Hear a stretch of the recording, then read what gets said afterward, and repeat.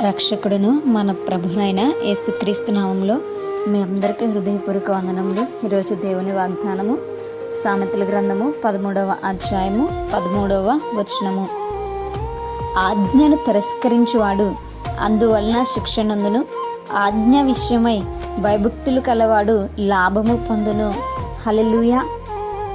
దేవుడు మనకు కొన్ని ఆజ్ఞలు ఇచ్చాడు కదండి.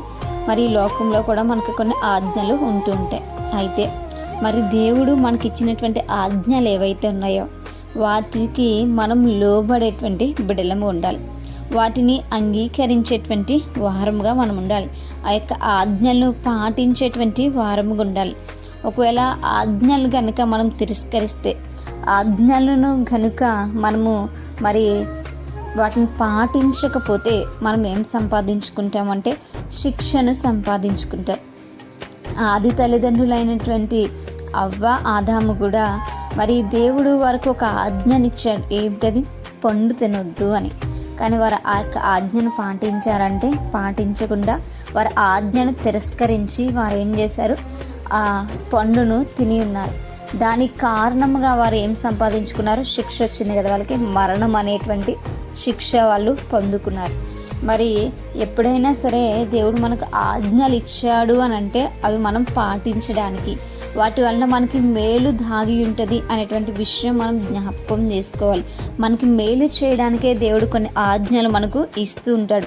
మరి ఇప్పుడు ఆదాము అవ్వకు మరి ఇచ్చినటువంటి ఆజ్ఞను వారు మేరడం వల్ల ఏమైంది? నిత్యత్వం కలిగి ఉండవలసినటువంటి వారు, నిత్యము జీవించవలసినటువంటి వారు మరణాన్ని సంపాదించేసుకున్నారు కదా. మరి దేవుడిచ్చినటువంటి ఆజ్ఞ అక్కడ మేలా కదా? మేలే కదా.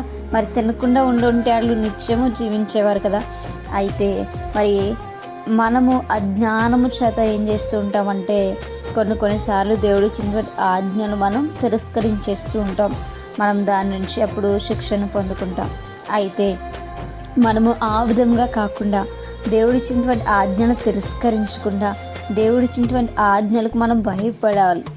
మనం భయపడినప్పుడు మాత్రమే ఆజ్ఞలను ఏం చేస్తామంటే మరి మీరకుండా ఉంటాం. మరి దేవుడు నా కొరకు ఈ ఆజ్ఞలు ఇచ్చాడు, నేను ఈ ఆజ్ఞలు పాటిస్తే నాకు ఒక మేలు అనేది దాచి ఉంచాడు, నాకు ఒక గొప్ప మరి జీవము దాచి ఉంచాడు అనేటువంటి విషయాన్ని మనం జ్ఞాపకం చేసుకోవాలి. మరి ఎవరైతే దేవునికి భయపడతారో, ఎవరైతే దేవుడిచ్చినటువంటి ఆజ్ఞలకు భయపడి వాటికి లోబడి జీవిస్తారో ఖచ్చితంగా దాని యొక్క ఫలమును దేవుడు మనకు అనుగ్రహిస్తారు. గొప్ప లాభాన్ని దేవుడు మనకి అనుగ్రహిస్తాడు. కాబట్టి మనము ఎల్లప్పుడూ కూడా దేవుడు మనకిచ్చినటువంటి ఆజ్ఞలకు మనం లోబడేటువంటి బిడలముగా ఉండాలి. కానీ ఆజ్ఞలు తిరస్కరించేటువంటి వారముగా ఏమాత్రము ఉండకూడదు. అటువంటి కృప దేవుడు మన అందరికీ కూడా దయచేయను గాక. మేము ప్రార్థించుకుందాం. పరిశుద్ధుడా, మహాగణుడా, గొప్పవాడా, మీకు వందనాలు అయ్యా తండ్రి. మీరు మాకు ఇచ్చినటువంటి ఆజ్ఞలు గొప్పవి కనుక అయా వాటిని మేము పాటించేటువంటి బిడ్డలుగా ఉండట్టుకునే సహాయం దయచేయండి. వాటిని వెంబడించేటువంటి వారముగా, వాటికి లోబడి జీవించేటువంటి ధన్యత మాకు దయచేయండి. తిరస్కరించి శిక్ష పొందుకునేటువంటి వారముగా కాకుండా లోబడి లాభం పొందుకునేటువంటి బిడ్డలుగా మా అందరికీ నీ జ్ఞానం దయచేయమని ప్రార్థన దయచేసి మీ పాద సన్నిధి చేర్చుకోమని యేసయ్య పరిశుద్ధ నామములో మిక్కిలి వినముగా బ్రతిమలాడి వేడుకుని పొంది ఉంచున్నా మా ప్రేపర్లో మా కన్న తండ్రి. Praise the Lord everyone. My God bless you all.